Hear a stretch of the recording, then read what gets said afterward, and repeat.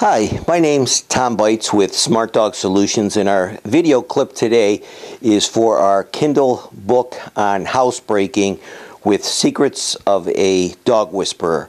And essentially what I wanted to do today is just simply compare the difference between a plastic crate and a metal crate. And you can see that there's not much of a difference between the two. Dogs have what's known as a den instinct, and out in the wild they would dig a hole, crawl into a den or a hole, and that den provides the dog with safety and security. They can feel safe from any predators, and that's why actually I prefer the plastic crate.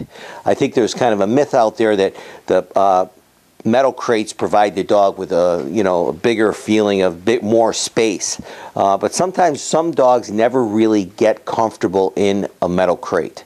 But sometimes you just have to work with what works for you. If you have a metal crate, you can probably go with it.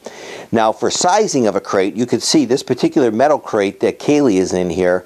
That crate is really a perfect size for her. You know, if she was a little puppy and you were trying to housebreak her, that would be a perfect size for her. Now Kaylee's actually about 5 or 6 years old, so but you can see she's able to turn around, she can sit in the crate, lay down.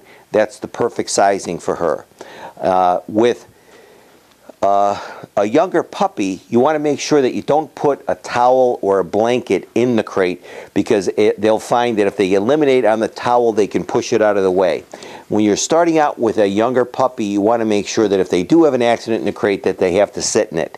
They don't normally like to go to the bathroom where they sleep, so if they should have an accident, this will help them to develop greater restraint and bladder control or bowel control, and so they'll avoid it. And that's why crate training is such a perfect way to housebreak a dog.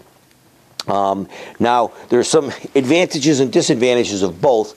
As I said, I like the den instinct that the plastic crate provides. If the dog should have an accident, these particular crates kind of pop apart and the top comes off, and they're pretty easy to clean out.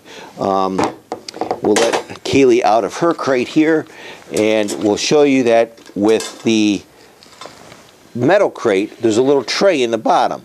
If the dog should happen to have an accident, you can slide the tray out, clean it up, and pop it back in.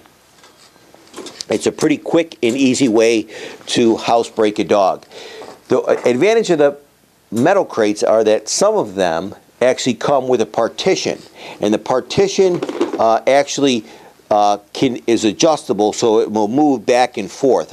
And the partition is really designed for younger puppies that are going to ultimately grow into a larger crate. So that's the advantage of the metal crate.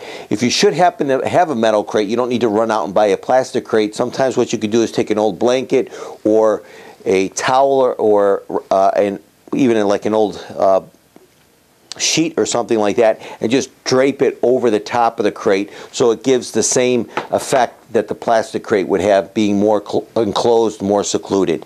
So that's our video clip for today with Secrets of a Dog Whisperer on the difference between a metal and a plastic crate. Thanks for dropping in, and I'm Tom with Smart Dog Solutions.